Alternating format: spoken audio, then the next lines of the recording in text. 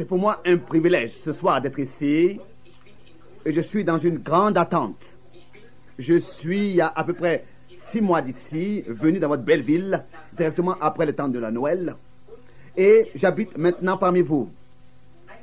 Un jour, j'étais avec le frère Tony ensemble, j'étais avec le frère Tony, il avait eu l'idée que cela serait bien si, avec vous tous, je pouvais entrer en communion.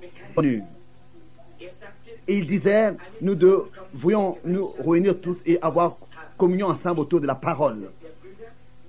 Et je n'avais pas rencontré auparavant ses frères dans le ministère. Et j'avais déjà visité plusieurs assemblées. Et partout, j'ai ressenti une bienvenue. Toujours pour nous, il ne s'agit que de la parole de Dieu. Nous faisons confiance à notre Seigneur que ce sera une grande réussite pour le royaume de Dieu et pour les choses pour lesquelles Jésus-Christ est mort. Jésus est mort et que une église sans tache, sans ride et irréprochable sera manifestée. Nous ne représentons pas une organisation quelconque. Nous sommes interconfessionnels et nous sommes ici rassemblés en tant que chrétiens pour avoir cette communion les uns avec les autres. Nous allons prier pour les personnes malades et très souvent, quand nous faisons cette remarque de prier pour les malades, alors eux, ils disent mais c'est un guérisseur. Je pense qu'il n'y en a qu'un seul et ça c'est Christ. Parfois, eux, on vous accroche cette expression, ce titre-là de guérisseur. Mais avec cela, je veux parler de la prière pour les malades. La prière pour les malades ne vous fait pas devenir un guérisseur. La prière pour ceux qui sont perdus ne vous fait pas devenir un sauveur.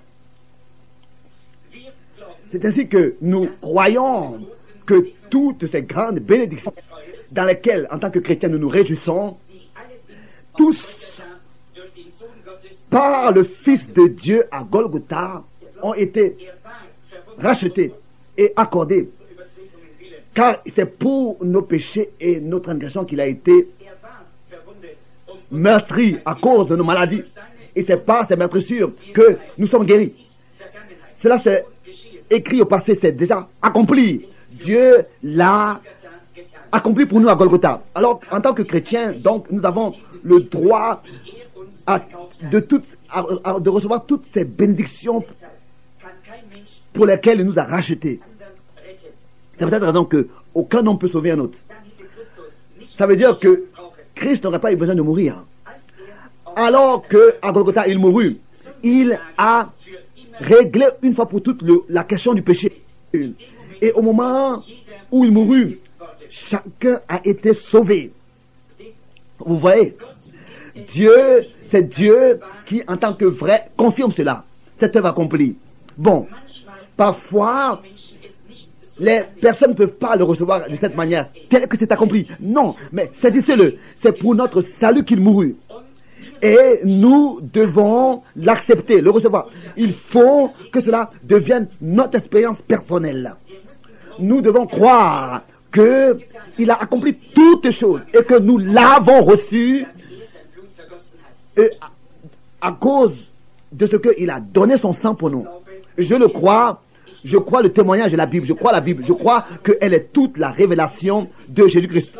Je crois que Dieu peut faire quelque chose qui n'est pas écrit dans la Bible, car il est Dieu. Mais tant que nous le trouvons dans la Bible, en tant que promesse, alors nous savons que c'est vrai. La parole est toujours vraie. Nous croyons les promesses. Je crois qu'il est tout puissant et qu'il est infini et il sait et connaît toutes choses. Il savait avant que le monde existe qu'aujourd'hui nous serions ici réunis. Si ce n'est pas le cas, alors il ne pourrait pas être Dieu. Vous voyez, nous croyons que la parole, cette Bible, est la parole de Dieu. Et ici, vous pouvez ancrer votre âme. Vous voyez, vous devez avoir la foi et la foi doit avoir une ancre. Vous voyez, Et il n'y a rien de plus, il n'y a rien de plus sûr que la parole de Dieu. Et la parole de Dieu est Dieu lui-même. C'est ainsi que la Bible dit. C'est peut-être en que si Dieu dit quelque chose, et alors le croyant peut appuyer cela par un amen. Car Dieu est infini, est tout-puissant, est présent partout. Il ne peut pas être une chose et ne pas être l'autre. Il doit être tout. C'est pour cette raison que s'il était limité comme nous, vous voyez, nous faisons quelque chose et nous pensons que c'est bien, c'est parfait. Et demain, nous changeons nos pensées, notre opinion et nous décidons quelque chose d'autre. Vous voyez, c'est ainsi que nous sommes. Nous sommes limités. Mais lui, il est infini, il n'est pas limité. Quand il prononce une parole, elle est éternelle et il n'a pas besoin de la reprendre. Si Dieu, dans un certain cas, est invoqué, et pour qu'il puisse se manifester et intervenir, tel qu'il a agi et intervenu la première fois, il doit de nouveau intervenir. S'il le ferait d'une manière différente demain, tel qu'il avait fait la première fois, ça veut dire qu'il y aurait quelque chose de faux. Alors ça ne peut pas être parfait. Vous voyez, sinon, ça veut dire qu'il aurait agi de manière qui n'était pas correcte la première fois. Si pour la deuxième fois, il agirait différemment quand il est invoqué pour la même chose.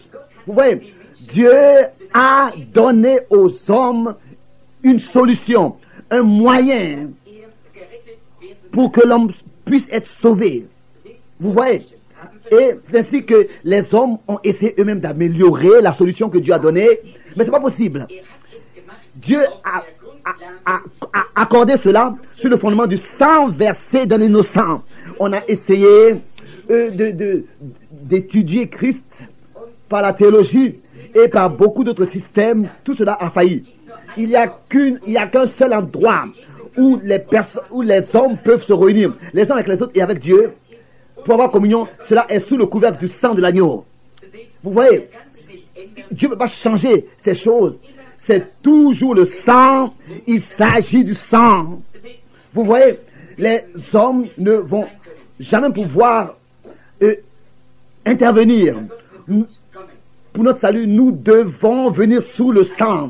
Si Dieu guérissait un homme qui réellement croyait et que Dieu est encore de nouveau invoqué pour la guérison, il faut qu'il intervienne de la même manière. Sinon, ça veut dire qu'autrefois, il a agi de manière qui n'était pas correcte.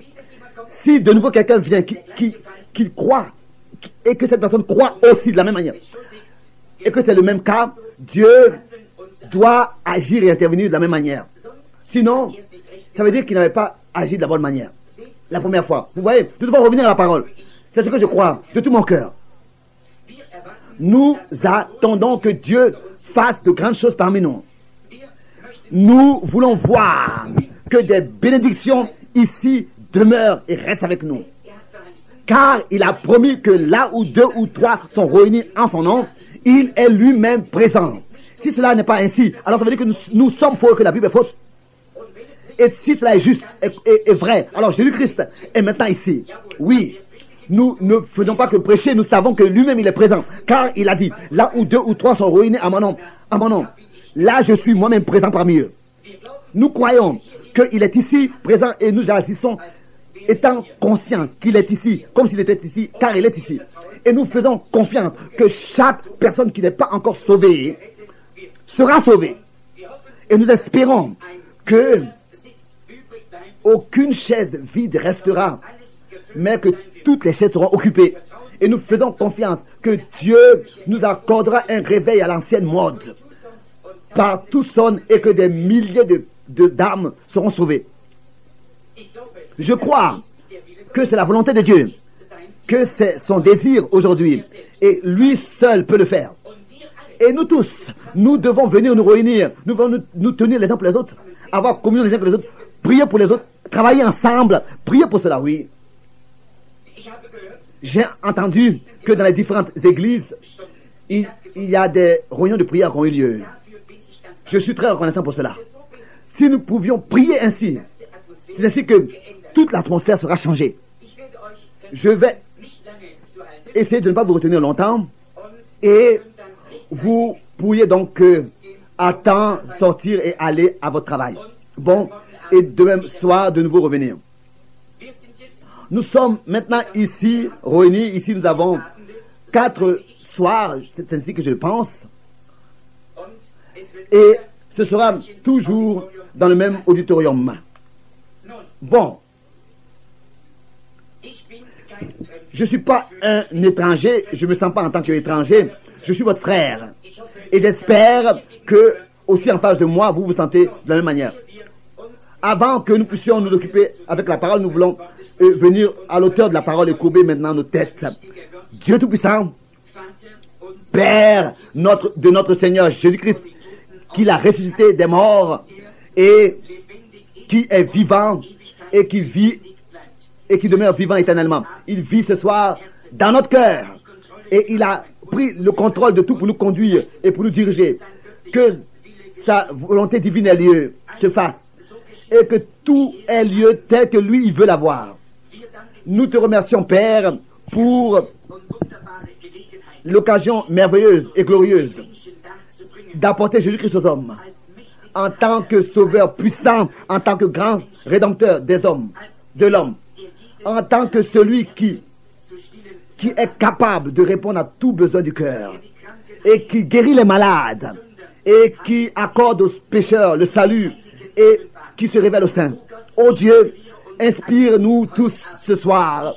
Je te remercie pour ces hommes, pour les pasteurs du troupeau ici de cette ville, pour ces prédicateurs, pour ont leurs églises et ils sont venus de partout pour recevoir par l'Esprit de Dieu de la consolation.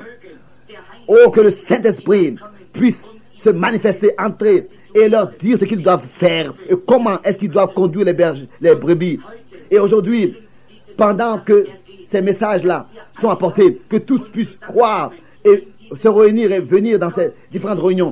Oh Seigneur, viens toi-même, Seigneur Jésus. Nous te remercions pour la Ramadahin qui nous ont reçus et nous ont donné la possibilité de venir ici dans cet endroit et adorer dans ces bâtiments avec même le climatiseur. Nous te demandons que aucune personne reste dans son état de perdu, mais que tous soient sauvés, que tous qui sont dans ce bâtiment, dans cette Ramadahin qui travaille ici, que tous soient sauvés, qui travaillent dans ce bâtiment, et que l'Esprit de Dieu puisse descendre parmi nous d'une manière qui commence à pleurer sous la puissance du Saint-Esprit.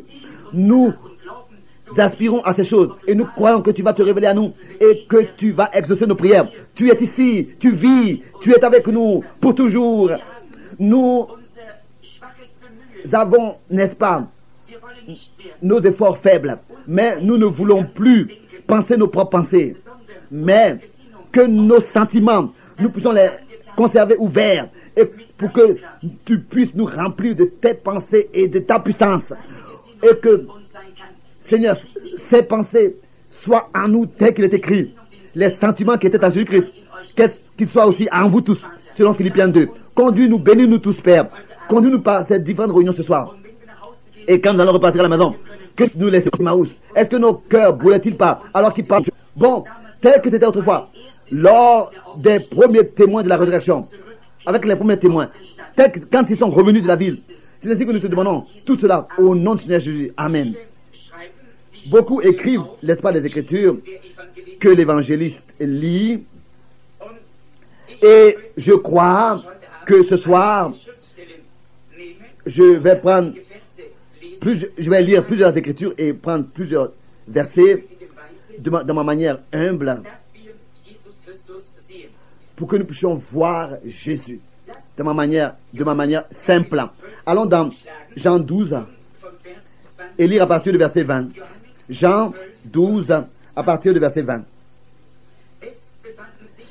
Quelques Grecs du nombre de ceux qui étaient montés pour adorer pendant la fête s'adressèrent à Philippe de Bethsaïda en Galilée et lui dirent avec insistance: Seigneur, nous voudrions voir Jésus. Et aussi d'Hébreux 13 verset 8, Jésus-Christ le même hier, aujourd'hui et le même éternellement. Hébreux 13 verset 8. Je voudrais donc en tant que texte, en tant que titre, prendre ce texte: Jésus-Christ le même hier, aujourd'hui et le même éternellement. Dimanche matin, j'étais dans une église ici que je visitais et nous avons eu l'effort, si possible, de visiter tous, partout. J'avais été bien reçu, j'étais le bienvenu chez les Assemblées de Dieu, chez les baptistes, chez les Anderton Church of God. Et presque tous sur la plateforme, Jésus-Christ, le même hier, aujourd'hui et le même éternellement. Moi, je crois cela de tout mon cœur. Je crois tout le livre, que tout le livre, la Bible, est la révélation de Jésus-Christ. Il est le même hier, aujourd'hui et le même éternellement. Bon, de ce contexte des choses, je voudrais tirer ce sujet. Nous voulons voir Jésus. Je crois que chaque personne qui est ici va être d'accord avec cela, que ces Grecs-là ont exprimé ce que nous ressentons. Tous. Ils avaient entendu parler de Jésus. Maintenant, ils voulaient le voir. Je crois que des personnes qui vraiment entendent l'histoire merveilleuse de Jésus, qu'ils reçoivent un désir réel de le voir. Vous voyez, c'est le désir d'un croyant de le voir. Que nous soyons petits ou grands, qui que nous soyons, tous ceux qui ont entendu parler de lui veulent le voir. Car il a tant fait pour moi, je désire l'expérimenter personnellement et le voir. Ces Grecs-là ont dû passer à la foi juive, car ils étaient venus à la fête de la Pâque, et ils étaient venus à Jérusalem pour adorer. Vous voyez, les Grecs étaient à cette époque-là très instruits. Ils ont, n'est-ce pas, conduit le monde dans l'instruction, dans la science, et ils étaient un grand peuple. Et beaucoup d'intellectuels ont écrit des livres, etc. Mais en eux, malgré tout, il y avait quelque chose. Ils voulaient trouver ce qui pourrait répondre à leur soif dans leur cœur humain. Vous savez pourquoi est-ce qu'un homme agit de manière fausse? C'est parce qu'il essaye d'étancher une soif que Dieu a mis en lui, d'avoir soif de Dieu. Mais l'homme essaye de répondre à cette soif avec les choses du monde. Il ne pourra jamais être satisfait et cette soif ne pourra jamais être étanchée par les choses du monde. Dieu lui-même, il faut que, jusqu'à que Dieu lui-même descende et établisse sa demeure dans le cœur de cet homme et répond à la soif que Dieu a mis dans son cœur. Rien ne peut occuper cette place en tant que substitut si ce n'est que Dieu lui-même le fasse. Jusqu'à que Dieu lui-même le fasse. Et ces Grecs-là avaient entendu, sûrement qu'ils avaient lu l'Ancien Testament, ils avaient entendu parler du Messie promis et ce qu'il serait quand il viendra. Et ils ont désiré donc le voir ce qui allait être manifesté dans la chair. Comment est-ce qu'il allait, quelle apparence il aurait et qu'est-ce qu'il fera, vous voyez. Et nous savons qu'en lui la plénitude a été manifestée la plénitude de la divinité. Ils avaient entendu parler de Jésus, qui prétendait être cette personne, le Messie, duquel ils avaient attendu des milliers d'années, qu'il viendrait. Vous voyez, Dieu s'était révélé, manifesté, il est devenu homme. Il est descendu sur terre pour mourir, pour pouvoir mourir, car un homme ne pouvait pas mourir pour les autres. Tous, nous étions coupables et ne pouvions pas le faire l'un pour l'autre. Il y en a un seul qui devait venir, qui était digne, et il était notre parent rédempteur. Dieu devait entrer avec nous dans une relation de parents. Lui qui était Dieu, lui qui est Dieu, le grand Jéhovah, il est devenu chair dans son Fils pour que Dieu puisse être manifesté dans la chair, pour qu'il reçoive la possibilité de mourir pour nous en tant que créateur, pour racheter sa propre créature. Oh, c'est tellement grand. On ne peut pas saisir ces choses. Cela dépasse nos pensées humaines. Oh, un tel amour nous a été accordé et adressé. Vous voyez, nous constatons que ces Grecs avaient entendu parler de lui, car la foi vient de ce qu'on entend de la parole de Dieu. C'est ainsi que la Bible le dit. La foi vient par l'écoute de la parole de Dieu. Ils avaient entendu qu'un Messie viendra. Et maintenant, ils sont venus pour le voir. Cette personne est pour voir ce que le Messie est réellement. Nous sommes ce soir dans la même situation. Nous avons entendu parler de Dieu. Nous avons été enseignés de lui, par lui et de lui. Et nous avons eu des églises des grands évangélistes. Et nous croyons que nous vivons à l'ombre du retour de Jésus-Christ. Et nous avons sous Luther eu la justification. Sous Wesley, la justification, la sanctification. Et le baptême dans le Saint-Esprit. Mais maintenant, le temps est arrivé à l'église parfaite, arrivé à son état de sans tache, sans ride et irréprochable. Dieu veut avoir une église. Tout le troupeau racheté par le sang, dans lequel il pourra lui-même se manifester. Et c'est ainsi que nous deviendrons toujours plus semblables à Christ lui-même. Toujours plus, toujours plus. Vous voyez, nous constatons que ces hommes-là ont eu soif après les choses spirituelles. Ils voulaient voir qui est Jésus. Et ils ont demandé, Seigneur, nous voulons voir Jésus. Ils avaient entendu parler de lui. Ils avaient dans la Bible lu concernant sa venue. Et maintenant, ils voulaient le voir. Oh, maintenant, revenons à mon texte. La Bible dit qu'il est le même hier, aujourd'hui et le même éternellement. Si ces hommes avaient reçu un désir de le voir et que Dieu a trouvé un chemin, une possibilité pour eux, pour qu'ils puissent être satisfaits et que leur désir soit répondu, vous voyez, et qu'ils aient la possibilité de le voir et qu'ils ont pu le voir, s'il est le même aujourd'hui, hier et éternellement, et que nous avons aujourd'hui le même désir, alors est-ce que Dieu ne nous doit pas quelque chose de se révéler à nous et de nous donner aussi la possibilité de frayer un chemin pour que cela soit possible aujourd'hui aussi de le voir? Ça aussi c'est une grande explication. Mais si la Bible a raison, où est-ce que nous nous trouvons alors? La Bible dit qu'il est le même aujourd'hui.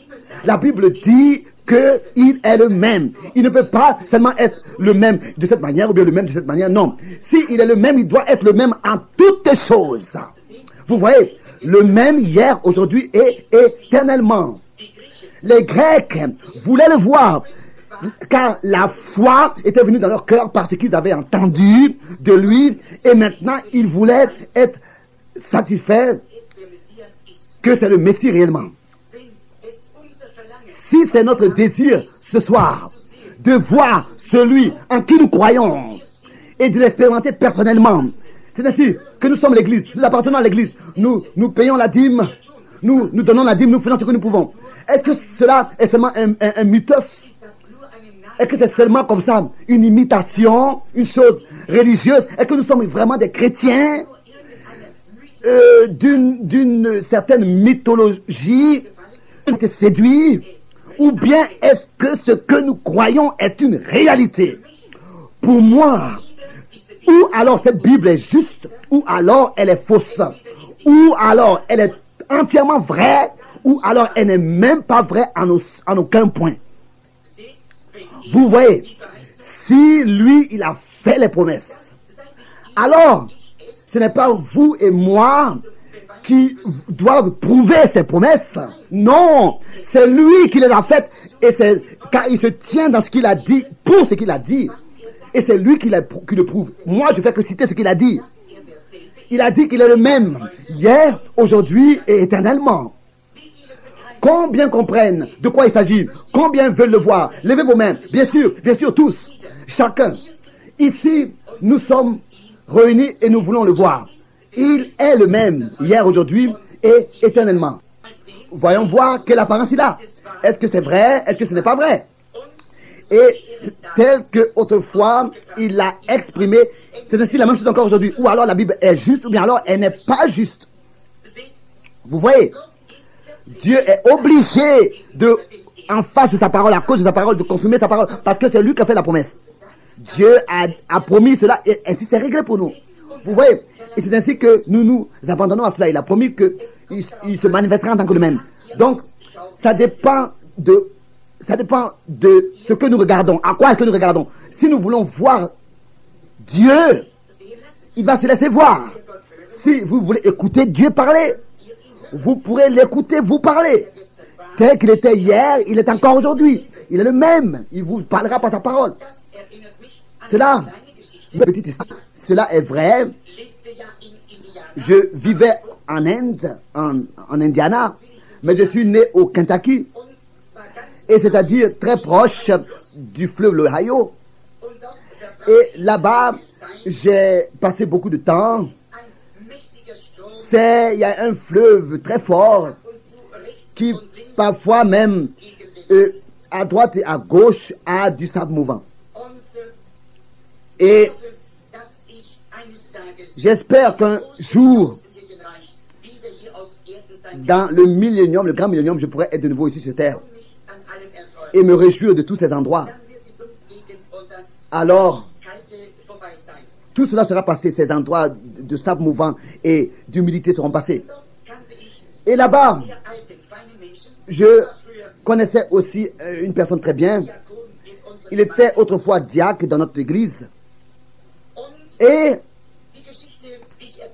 l'histoire que je raconte concerne un petit enfant, un jeune garçon qui était allé à une belle église, un bon pasteur, des personnes bien dans l'église, un pasteur bien, et c'était de bonnes prédications qui étaient tenues dans l'église, etc. Mais un jour, ce jeune-là a dit à sa mère, mais si Dieu est un Dieu si grand, est-ce que je ne peux pas alors le voir, mère? Et la mère a dit, écoute, ça je ne peux pas te répondre, va à celui qui enseigne l'école de dimanche, il pourra peut-être te répondre à cette question. Et donc le jeune est allé là-bas et il a dit, il a divisé la mer. Les Israélites sont passés au sec, ont traversé la mer. Est-ce que je ne peux pas le voir aujourd'hui? Est-ce que quelqu'un peut le voir? Et il a dit, écoute, cette question est trop difficile pour moi à répondre. Demande cela au pasteur. Il est allé au pasteur. Il a dit, pasteur, Dieu est si grand. Tu as, devant la chair, dit qu'il est grand et tout puissant. Il a demandé, mais est-ce que quelqu'un peut le voir? Le pasteur a dit, non, non, non, non. Personne ne peut le voir. Personne ne peut voir Dieu. On doit simplement croire. Mais le jeune homme n'était pas satisfait de la réponse. Et un jour, il était maintenant avec l'un de mes vieux amis ensemble. Et il aimait beaucoup pêcher le poisson et aller dans sa barque. Et en ce jour-là, ils ont pêché ensemble et ils ont attrapé beaucoup de poissons. Et là-bas, il y a une région où subitement la pluie arrive et la tempête et des éclairs, etc. Et c'est ainsi que cela s'est passé aussi. La tempête vint et ils devaient donc se mettre de côté avec la barque et se cacher derrière des arbres. Et ensuite, il a regardé vers le ciel et il a vu un arc-en-ciel qui a apparu à l'horizon.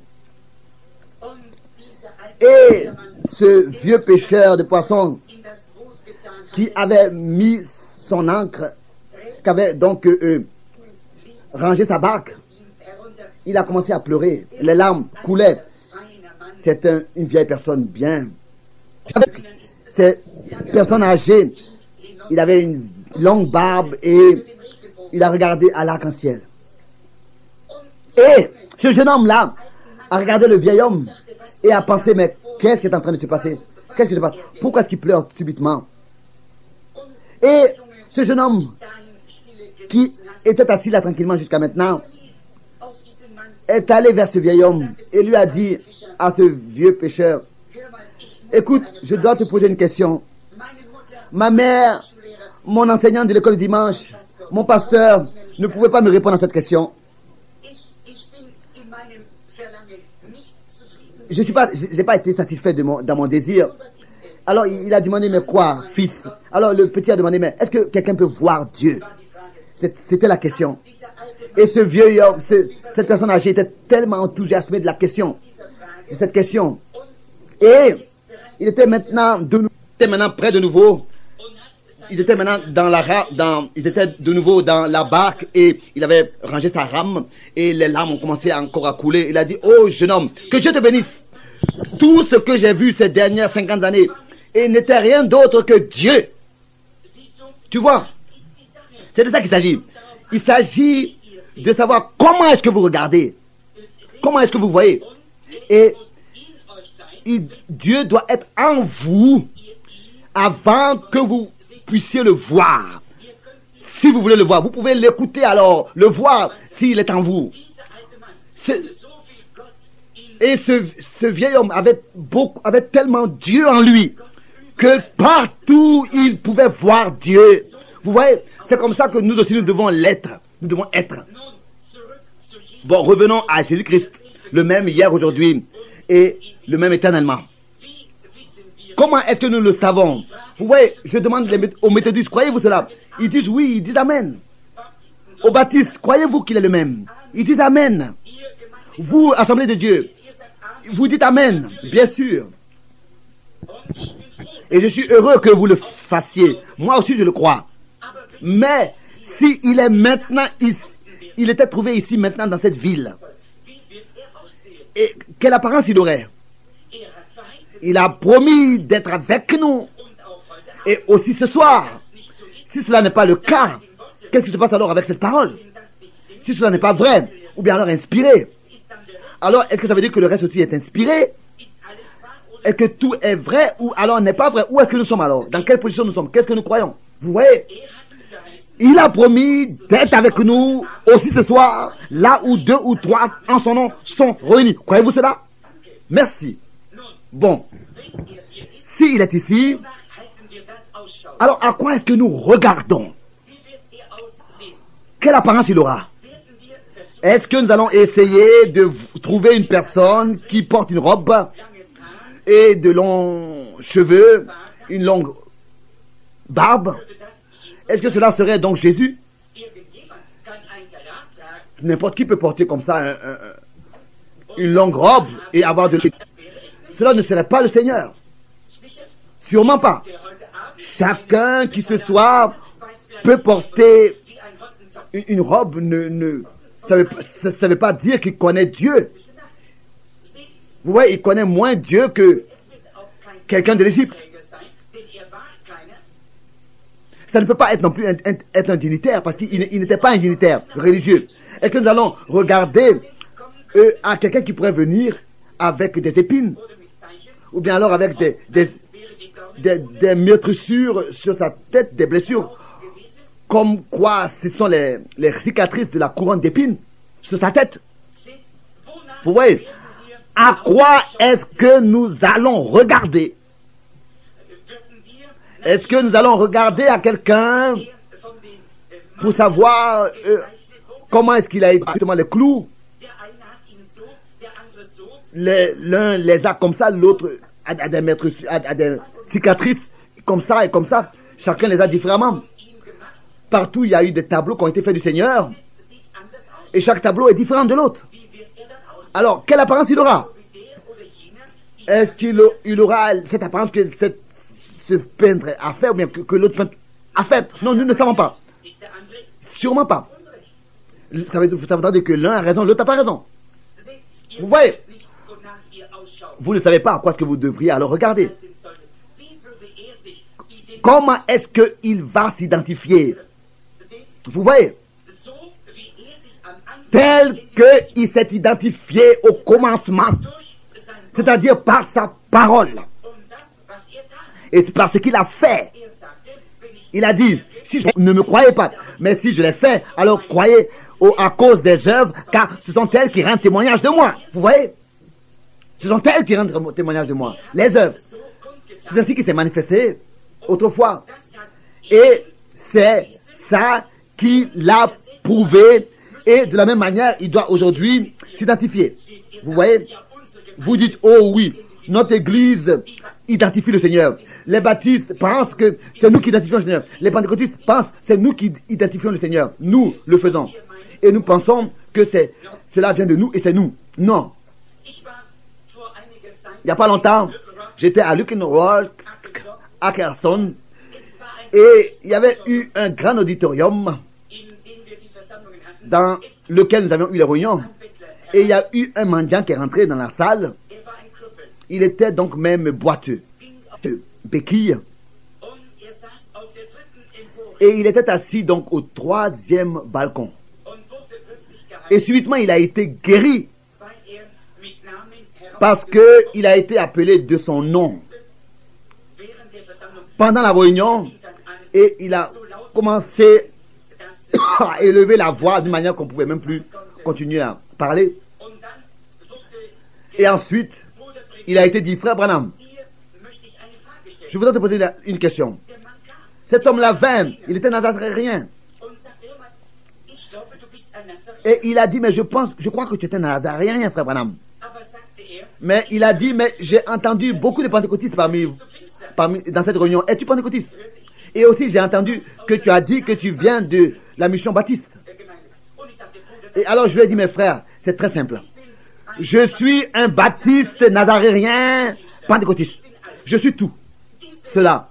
Toutes ces désignations-là ne signifient rien du tout. Au Colorado, j'ai travaillé dans un ranch, et c'était pas loin du fleuve Trabenson. Et là-bas, autrefois, en grand nombre, on avait laissé paître le troupeau. Et différentes personnes ont apporté leur troupeau là-bas. Et chacun avait donc mis un sceau, un signe à son bétail. Mais ce n'est pas de ça qu'il s'agissait. Chacun devait se soumettre à un examen de sang. Et c'est l'examen de sang qui manifestait ce qui était important, car il laissait entrer seulement les races pures. C'est ainsi aussi, c'est de ça qu'il s'agit. Pas la désignation ou bien le signe extérieur que nous portons. Mais est-ce que l'examen de sang, est-ce que le sang vraiment a été employé, expérimenté dans son emploi? C'est le sang qui nous permet d'entrer. Car c'était seulement les races pures qui pouvaient entrer et paître. C'est de ça qu'il s'agira. Pas du signe extérieur qu'on porte. Être ceci, être cela. Donc, si nous voyons comment est-ce que Christ s'est identifié autrefois, alors nous pouvons aussi voir comment il le fait aujourd'hui. Car c'est par cela que nous reconnaissons qu'aujourd'hui il est le même tel qu'il était autrefois, s'il fait les mêmes œuvres de Dieu. Il ne va pas venir avec une instruction particulière, donc avec l'intellectualisme, ou bien alors avec de telles choses, avec la science et tout ça. Car nous constatons que même son langage était très simple. Et c'était les hommes simples du peuple qui aimaient bien l'écouter. Il était un homme. Ce qui l'identifierait, ce serait que si ce que la Bible, les Écritures ont promis et promesses peut être manifesté et s'accomplir parmi nous. C'est ainsi que c'était autrefois. Il n'a pas eu un vêtement particulier porté, ou bien il n'avait pas une organisation à laquelle il appartenait. Il n'avait pas besoin, il n'avait pas une forme d'une certaine dénomination en tant que prédicateur, comme Paul le dit dans 2 Corinthiens chapitre 3. Il avait seulement les œuvres de Dieu qui l'ont prouvé et qui l'ont identifié. Ça, c'était de ça qu'il s'agit. Et il pouvait dire, qui pourrait me convaincre d'un péché? Le péché, c'est l'incrédulité, c'est de ne pas croire. Si je n'ai pas fait exactement ce que je devais faire, ce qui a été promis, prouvez-le-moi. Tout, vous voyez, était identifié avec les Écritures. Vous voyez, comment est-ce qu'il a été manifesté autrefois? parmi les hommes, comme c'est écrit dans Jean 1, au verset 33. Est-ce que c'est par une certaine forme d'instruction ou bien par une autre chose? Non. C'était une preuve scripturaire qu'il est le Fils de Dieu. Il disait, sondez les Écritures, car ce sont elles qui rendent des témoignages de moi. Les Écritures ont rendu témoignage de lui. Et c'est ainsi que cela a été identifié selon les Écritures, ce qu'il était. C'est la même chose aussi aujourd'hui avec lui. C'est ainsi que nous reconnaissons et savons, est-ce que nous sommes justes ou pas dans ce que nous croyons. Vous voyez, nous voulons maintenant continuer. Nous avons dans l'évangile de Jean nous avons lu dans l'évangile de Jean, et nous voulons voir, est-ce que vraiment il vit, ou bien est-ce qu'il est mort? Vous voyez, j'ai presque dans toutes les nations, et j'ai presque prêché dans toutes les nations sous la terre, sous le ciel, et j'ai parcouru le monde 7 fois, et j'ai prêché devant des sorciers, des maîtres sorciers, et devant toute une foule de peuples. Les Mohammedans, les musulmans, les chiites, et tous ont un fondateur. Et chaque fondateur est mort. Et la tombe est encore là. Mais dans le christianisme, c'est différent. Nous avons une tombe ouverte et vide. Vous voyez? Et la preuve qu'il est vivant, c'est qu'il n'est pas seulement ressuscité, mais il prouve sa résurrection. Et c'est en cela que le chrétien peut se reposer. Nous savons que toutes les autres tombes sont encore pleines. Et nous savons que Jésus-Christ n'est pas resté dans la tombe. Il est ressuscité, il vit. En tant que le même hier, aujourd'hui et le même éternellement. Bon. Dans les autres chapitres de l'évangile de Jean, nous pourrions aussi lire certaines choses. Nous constatons, déjà, quand nous allons au commencement de l'évangile, nous voyons comment est-ce qu'il fut né. Gabriel a annoncé sa naissance, le Saint-Esprit vint sur Marie, et comment est-ce que ensuite l'Esprit vint sur lui, alors que de son deuxième cousin appelé Jean, au Jourdain, il avait été baptisé, l'Esprit vint sur lui, et ensuite 40 jours, il a été dans le désert, il a été tenté, et il est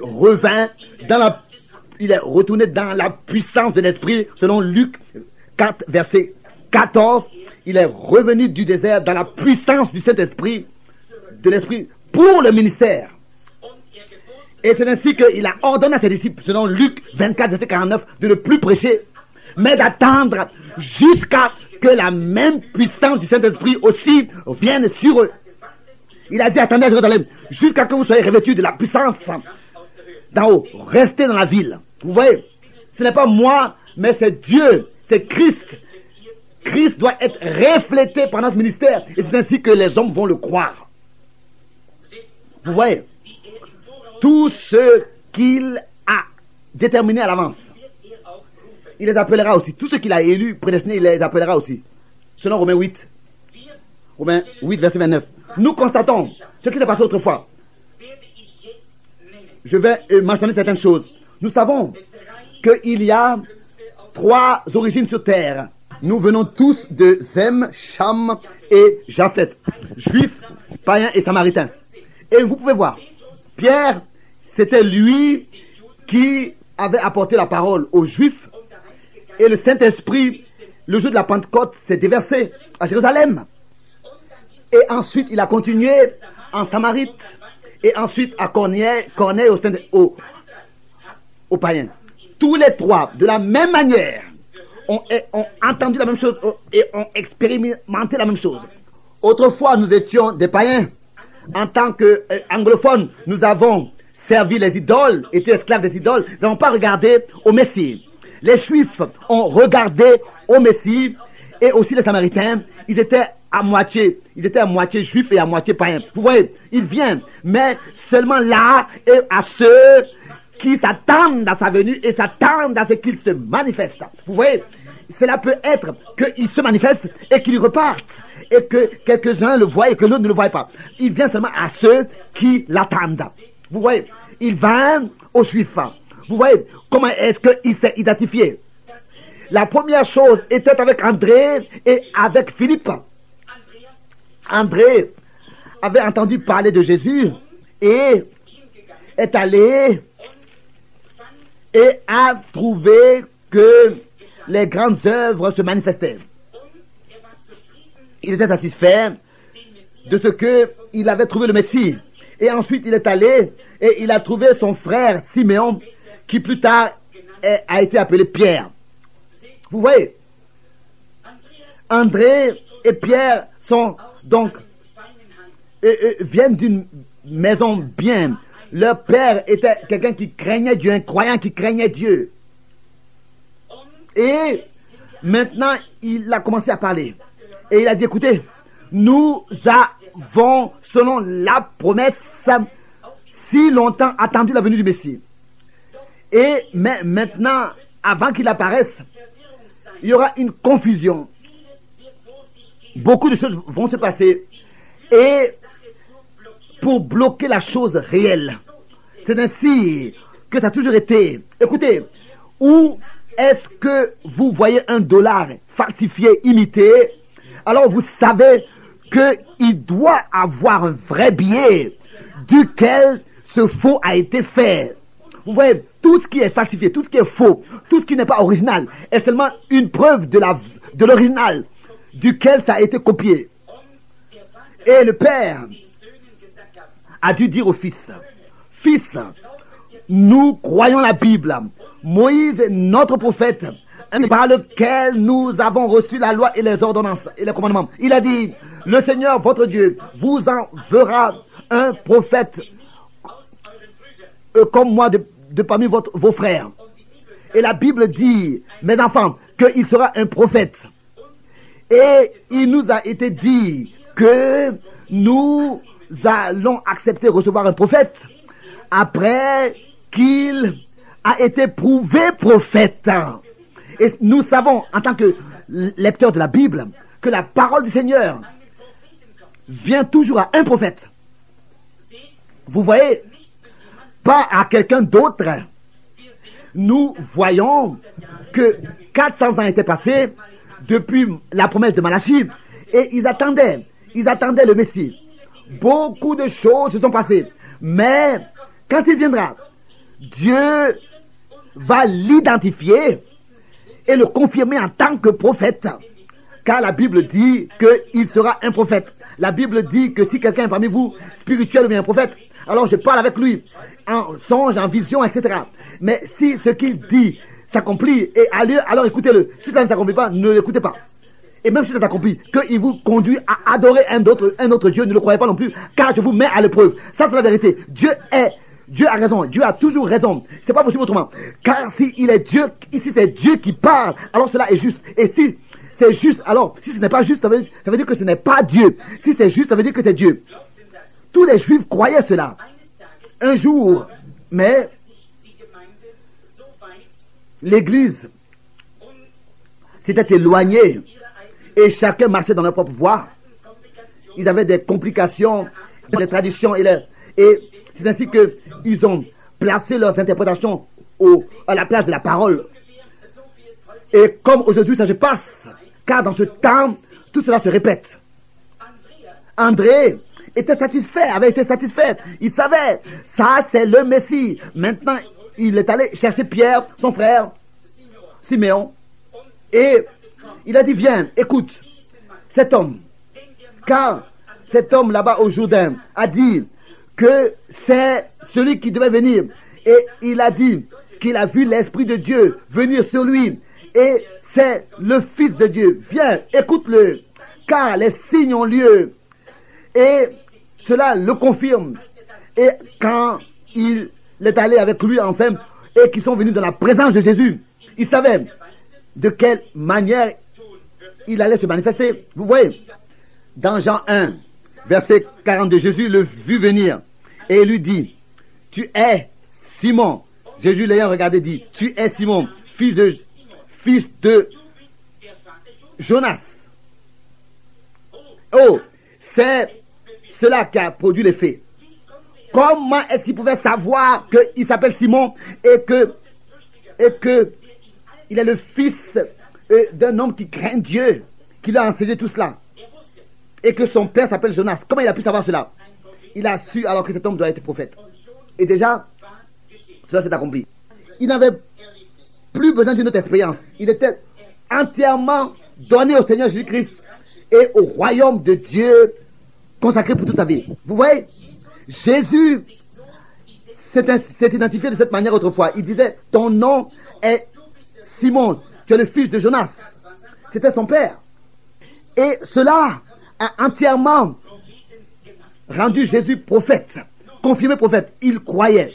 Nous constatons que il y avait un qui était là qui s'appelait Philippe, qui ensuite est allé appeler Nathanaël. Il a vu cela. Et lui aussi, il était un vrai Israélite. Et il pensait, mais qu'est-ce qui se passe ici? Il était venu à Jérusalem, mais il a été enthousiasmé et touché de ce qui s'était passé. Et il pensait à son ami Nathanaël. Et tout de suite, il est allé, après qu'il ait trouvé la vérité et expérimenté la vérité, que cela était le Messie. Oh, si nous pouvions aussi avoir cet enthousiasme et tout de suite expérimenter personnellement. Vous voyez, il est allé par les montagnes et il a trouvé Nathanaël. Peut-être qu'il n'était pas directement à la maison, mais dans sa vigne. Et il était en prière, peut-être, et il ne voulait pas le déranger. Et il a commencé à parler. Et peut-être que cet homme dans la prière a dit, oh Dieu, Jéhovah, tu as promis le Messie. Quand est-ce que cela va arriver? Je veux le voir avant de mourir. Où est-ce qu'il est? Comment est-ce que je peux l'expérimenter? Il priait peut-être de cette manière, de tout son cœur, pour qu'il voudrait bien le voir. Et je vous demande, est-ce que Jésus-Christ est ressuscité des morts? Est-ce qu'il vit? Est-ce qu'il fait les mêmes œuvres qu'il a faites autrefois? Bien sûr. Oh, quelle réunion! Quelque chose se passe. Vous voyez? Alors il a subitement écouté la voix. Viens et vois. Viens et vois. Qui est-ce que nous avons trouvé? Jésus-Christ de Nazareth. Et ensuite, il a dit oui. Quand il s'est levé, un moment s'il vous plaît. Qu'est-ce que tu veux me dire? Tu as trouvé celui que nous attendons? Un moment s'il te plaît. Quoi? Non, c'est pas possible. Tu veux dire Jésus de Nazareth? Est-ce que tu veux dire que le Dieu Tout-Puissant va s'identifier à une petite ville comme ça, comme Nazareth? Et de Nazareth, est-ce que de Nazareth quelque chose de bon peut venir? Et il lui a donné la meilleure réponse qu'on peut donner à quelqu'un. Viens et vois. Car vous savez, les sacrificateurs pensaient, Dieu va ouvrir le ciel comme ça, un couloir, étendre tout et descendre, accompagné des anges, etc. Il vint dans l'humilité, selon les Écritures, dans l'humilité et la simplicité.